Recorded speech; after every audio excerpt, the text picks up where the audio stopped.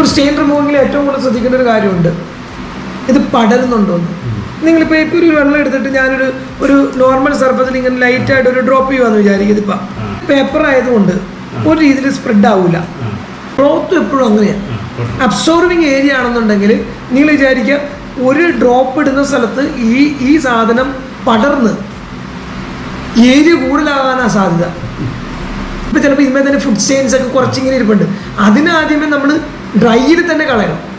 എന്നിട്ട് ഇതിന് സർഫസിൽ നിന്ന് ഉള്ളിലേക്ക് കൊണ്ടുവരണം. ഔട്ടർ സർഫസിൽ നിന്ന് ക്ലിയർ ചെയ്ത് ഉള്ളിലേക്ക് കൊണ്ടുവരണം. അതായത് ഇതിപ്പോൾ ഡ്രൈ ആയതുകൊണ്ടാണ് ഔട്ടർ സർഫസിലേക്ക് പടരുന്നത്.